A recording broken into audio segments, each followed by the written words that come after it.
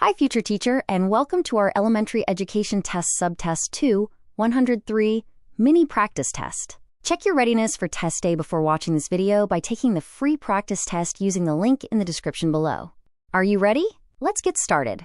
Here is the first question. During a unit on physical fitness, students in a 5th grade class measure their heart rate before and after moderate and vigorous physical activity. The students will primarily use the exercise trial information to A. Determine the duration of their warm-up and cool-down routines. B. Identify the effect physical activity has on their heart rate. C. Assess their stamina in endurance activities. D. Validate their level of athletic skill or talent. I'll be giving you a few seconds before I reveal the correct answer. You can pause the video if you need more time.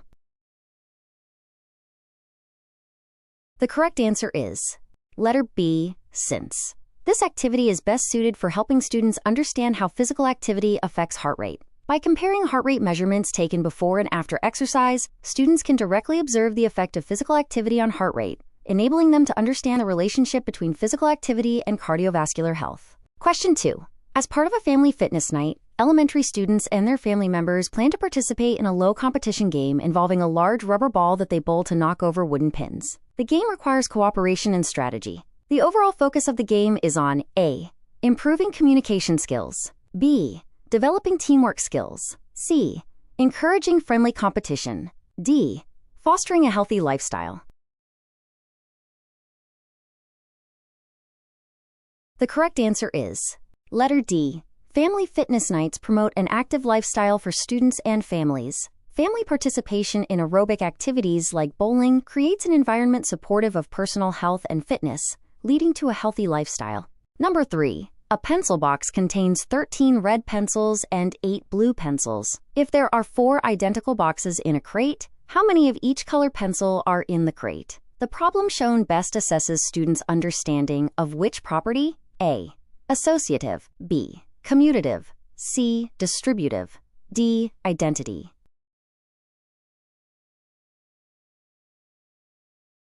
The correct answer is C. Distributive. Students can use the expression 13 plus 8 to model a crate that contains 13 and 8 pencils, respectively. The expression 4 times 13 plus 8 models the identical crates of pencils, so the student will need to understand the distributive property to determine the numbers of different color pencils.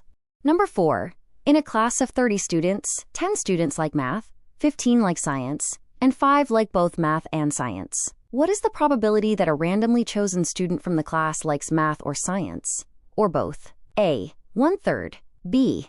1/2. C. 2/3. D. 5/6. The correct answer is letter C. 2/3. Use the principle of inclusion-exclusion. The total number of students who like math or science, or both, is 10 plus 15 minus 5, subtracting the ones who like both. So the probability is 10 plus 15 minus 5 over 30 is equal to 20 over 30, then simplify, which gives 2/3. Oh hey future teacher, if you are finding this free mini practice test helpful, click the link in the description below to get instant access to the full-length version. You heard him. Okay, going back. To help 3rd grade students understand the concept of multiplication, which of the following activities would be most effective? A. Providing students with blank multiplication tables to fill out with manipulatives to help. B. Reading a story about multiplication as a read aloud. C. Having students draw geometric shapes with a compass. D. Putting students in pairs with multiplication flashcards and asking each other the problem and answer. The correct answer is letter A. To help 3rd grade students understand the concept of multiplication, the most effective activity would be to provide math manipulatives, such as small cubes, and allowing the students to complete their multiplication table. Next question. Which of these classroom learning activities would best help students understand that different decimal notations represent the same quantity? For example, a teacher might use numbers like 0.7, 0.70, and 0.700. A. Writing the numbers in their correct place on a place value chart. B. Writing the numbers on the whiteboard and drawing arrows to the tenths, hundredths, or thousandths places. C. Having all the students count the decimal digits together. D. Illustrating the conversion between the decimal value and its fraction equal. The correct answer is letter A. Place value charts are a visual way for students to learn decimal numbers. The teacher can show the students the decimal numbers on the place value chart in a list to understand that each of the example numbers, 0.7, 0.70, and 0.700, are worth the same value. Question 7. During a 4th grade lesson on triangles, 2 students are discussing the relationship between the base and height of a triangle. Student P takes a triangular piece of paper and cuts it vertically from the apex to the base, forming 2 right triangles. Student P then rearranges these 2 right triangles to form a rectangle. This activity can be used to introduce which formula regarding the area of a triangle? A. Area equals base times height. B. Area equals 0.5 times base times height. C. Area equals base plus height. D. Area equals 2 times base plus height.